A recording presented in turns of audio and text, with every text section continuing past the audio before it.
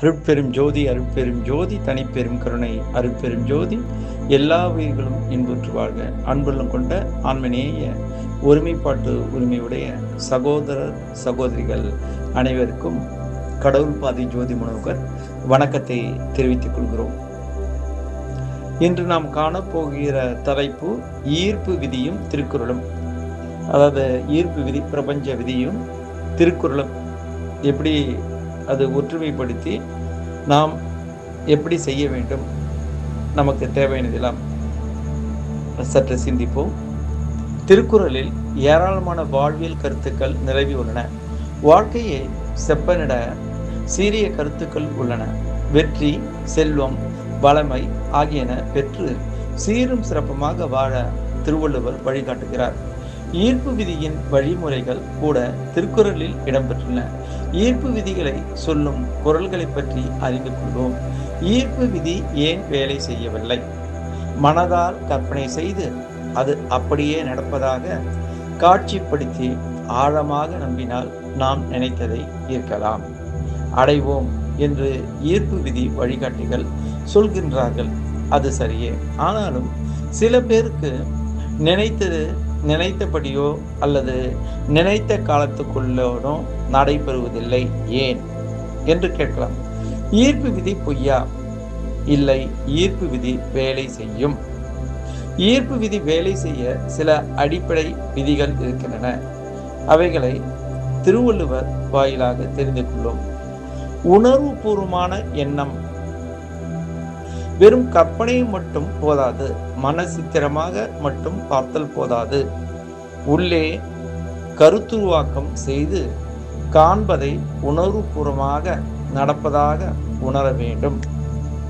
எப்படி நாம் திரைப்பட காட்சியில் லயித்து அழுகிறோமோ சிரிக்கிறோமோ, அதுபோல கற்பனையோடு இணைந்து உண்மை என காண வேண்டும்.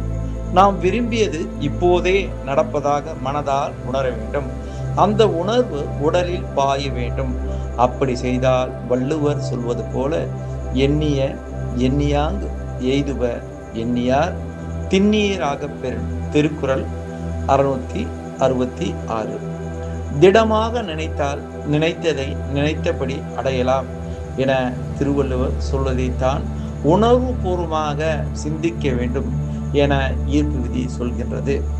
அடுத்தது நிலைநிறுத்தல்.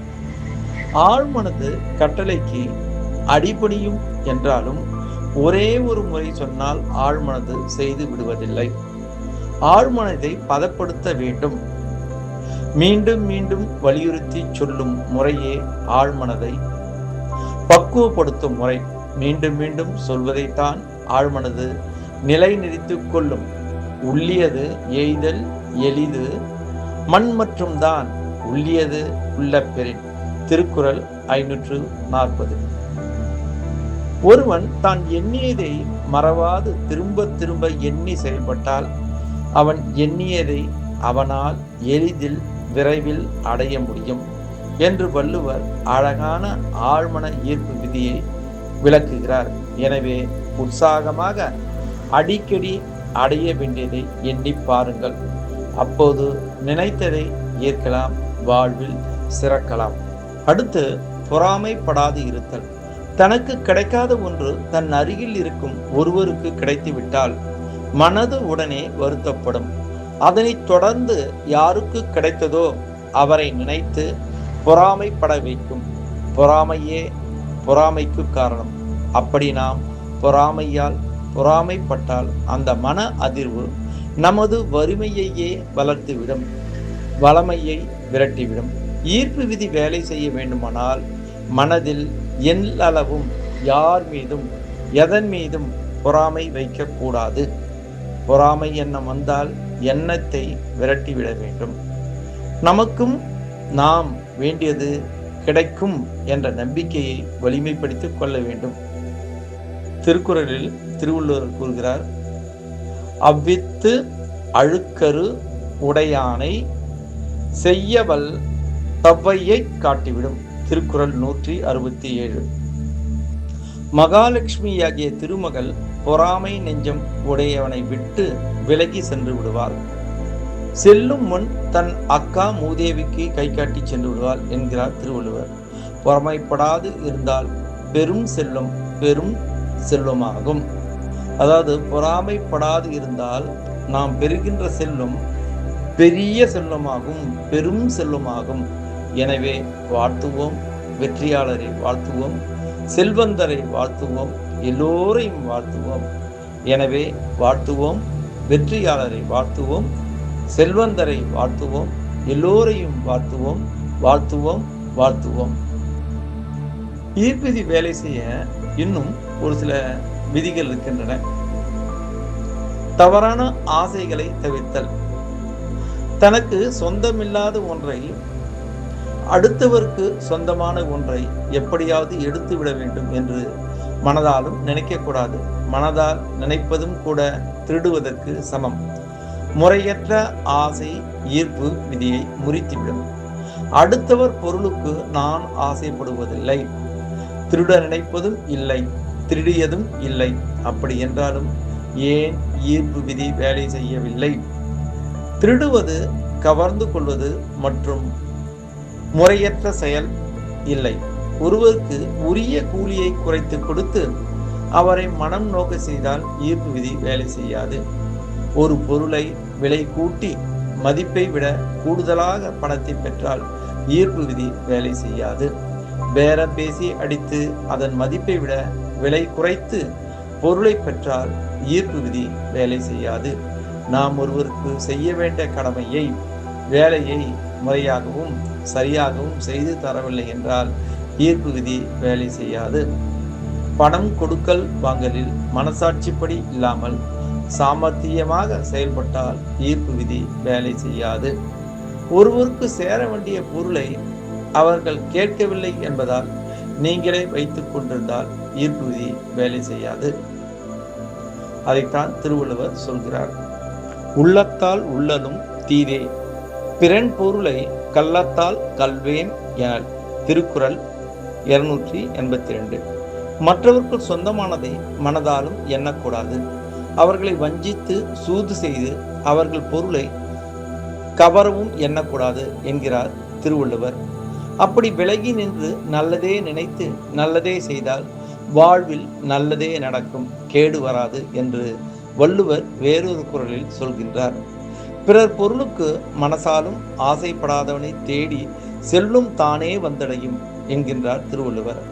அரண் அறிந்து வைக்கா அறிவுடையார் சேரும் திறன் அறிந்து ஆங்கே திருக்குறள் 179. பிறர் பொருளுக்கு ஆசைப்படாதிருப்பதே அறம் என்னும் அறிவுடையோரின் பெருமையை அறிந்து திருமகள் தானே அவரிடம் போய் இருப்பார். எனவே உங்களுக்கு உரியதை மட்டும் நினைத்து உங்களுக்கு உரியது உங்களிடம் வந்து சேர்ந்து விடும் என்ற முழு நம்பிக்கையில் வளமை சிந்தனையோடு எல்லோரையும் வாழ்த்திக் கொண்டே இருந்தால் ஈர்ப்பு விதி வேலை செய்யும். நீங்கள் நினைத்தது நெருங்கி வரும். எரிச்சல் அடையாது இருத்தல். நினைத்தது நடக்கவில்லை என்றால் எரிச்சல் வருவது இயல்புதானே என சொல்லலாம். மனுஷன்தானே, சீற்றம் வருவது சகஜம்தானே சொல்லலாம். ஆனால் சீற்றமோ எரிச்சலோ வந்தால் ஈர்ப்பு விதி விலகி இருக்குமாம், சற்று தாமதம் ஆகுமாம். அப்போ நாம் கோபம் வந்தா ஈர்ப்பு விதி வேலையே செய்யாதா? செய்யும், ஆனால் தாமதம் ஆகும். எப்பவாவது கோபம் வந்தால் கூட பரவாயில்லை. எப்பவுமே கோபமாக இருந்தாலோ மனசுல எரிச்சலோடும் சலிப்போடும் இருந்தாலோ ஈர்ப்பு விதி வேலை செய்யாது. மகிழ்ச்சியான மனநிலையே ஈர்ப்பு விதி வேலை செய்ய சரியான மனநிலை. அப்படி கோபமே இல்லாதவனுக்கு செல்லும் எப்படி வரும் என்று வள்ளுவர் சொல்கிறார். உள்ளியது எல்லாம் உடன் எய்தும் உள்ளத்தால் உள்ளான் வெகிலி எனின். திருக்குறள் 309. மனசுல கொஞ்சம் கூட கோபம் என்பதே இல்லாமல் இருப்பவன் மனசு நினைத்ததை எல்லாம் உடனுக்குடன் அடைந்து விடும் என்று ஐயன் வள்ளுவர் கூறுகின்றார். கதம் காத்து கற்று அடங்கல் ஆற்றுவான் செல்வி அறம் பார்க்கும் ஆற்றின் நுழைந்து. திருக்குறள் 130. கல்வி கற்று மனதில் கோபம் வராமல் எவன் காத்து கொள்கிறானோ அவனை அடைய தகுந்த நேரம் பார்த்து நல்ல விஷயங்கள் எல்லாம் தாமே வந்து அடையும் என்று வள்ளுவர் சொல்கின்றார். எனவே கோபம், எரிச்சல் தவிர்த்து எது நடந்தாலும் வாழ்த்துவோம். அடுத்து வலிமையான விருப்பம். நாம் விருப்பத்தோடு வலிமையாக ஈர்ப்புதை செய்ய வேண்டும் என்று கூறுகிறார். விருப்பத்தை ஆழமாக மனதிலே விதைத்தால் பிரபஞ்சம் அதனை கணக்கில் எடுத்துக்கொண்டு விருப்பத்தை நிறைவேற்ற விரையுமாம். செயலின் துல்லியத்தை விட விருப்பத்தின் நோக்கமே செயல் சரி அல்லது தவறு என நிர்ணயிக்கிறது. நேர்மையான விருப்பங்கள் நிறைவேறாமல் சென்றதில்லை. தாமதம் ஆகியிருக்கலாம், தவறி இருக்காது. குடி செய்வல் என்னும் ஒருவர்க்கு தெய்வம் மடித்தற்று தான் முந்துரும். திருக்குறள் 1023. திருவள்ளுவர் சொல்கிறார், எவன் ஒருவன் தன் குடும்பத்தை வாழ வைக்க உறுதி எடுத்து உழைக்க நினைக்கிறானோ அவனின் நேர்மையான நோக்கத்தை பூர்த்தி செய்ய தெய்வமே முன்வந்து உதவி செய்யும்.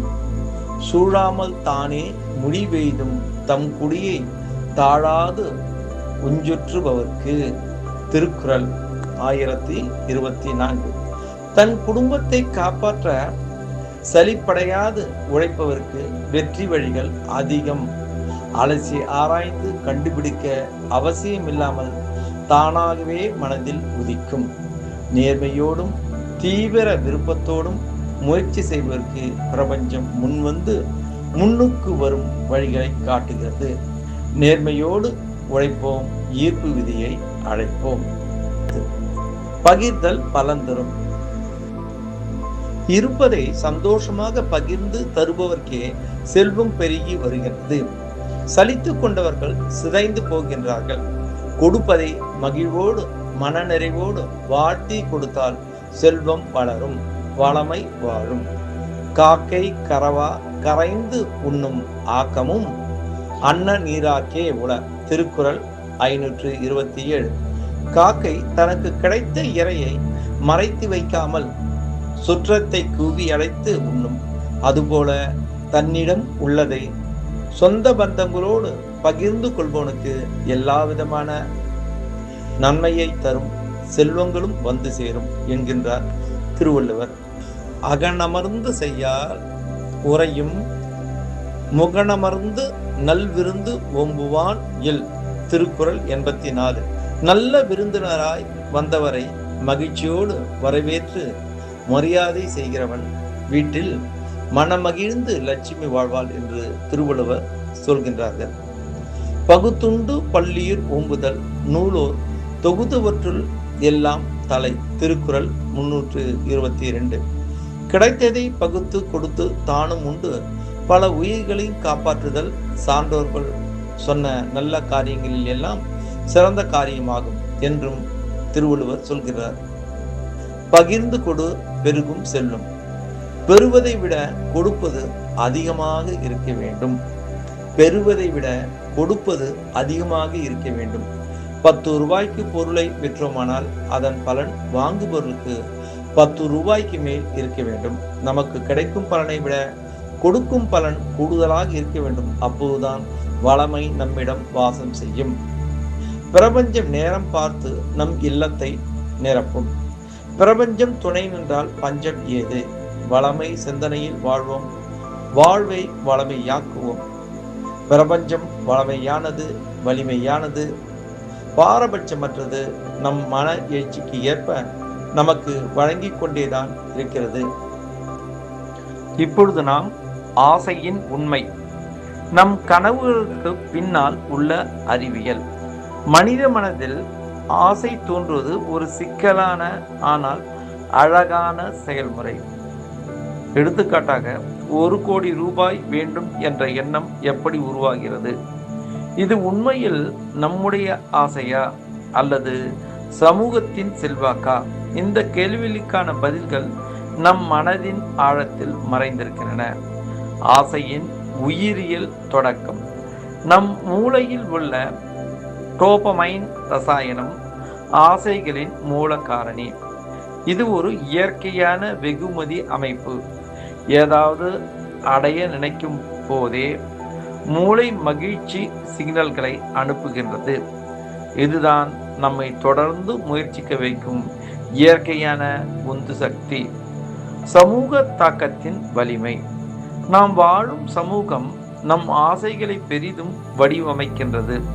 சமூக ஊடகங்களில் செல்வர்களின் வாழ்க்கையை பார்க்கும்போது நானும் அப்படி வாழ வேண்டும் என்ற எண்ணம் தோன்றுகின்றது. இது போட்டி உணர்வு மற்றும் ஒப்பிடும் மனப்பான்மையின் விளைவு. ஆசையின் உண்மையான உரிமையாளர் யார்? மிக முக்கியமான கேள்வி. உங்கள் ஆசை உண்மையில் உங்களுடையதா? 1 கோடி ரூபாய் வேண்டும் என்பது உங்கள் உள்ளார்ந்த தேவையா அல்லது வெளிப்புற அழுத்தத்தால் உருவானதா? இதை கண்டறிய உங்களை நீங்களே கேட்டுக்கொள்ளுங்கள். ஏன் இந்த தொகை நமக்கு வேண்டும்? குடும்ப பாதுகாப்பு, கல்வி, மருத்துவம் போன்ற அடிப்படை தேவைகளுக்கானது என்றால் அது நியாயமான ஆசை. வெறும் சமூக அந்தஸ்துக்கானது என்றால் மறு சிந்தனை தேவை. ஆசையை வெற்றிகரமாக அணுகுதல். ஆசைகளை அடைவதில் தவறு ஏதும் இல்லை. முக்கியம் அணுகுமுறை. பெரிய இலக்கை சிறிய பகுதிகளாக பிரித்து படிப்படியாக முன்னேறுவது. 1 கோடி ரூபாய் என்பது ஒரே நாளில் சாத்தியமான இலக்கு அல்ல.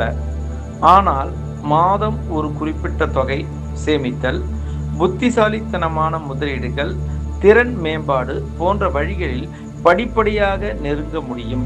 மனநிலையின் சமநிலை. ஆசைகள் உங்களை ஊக்கப்படுத்த வேண்டும்.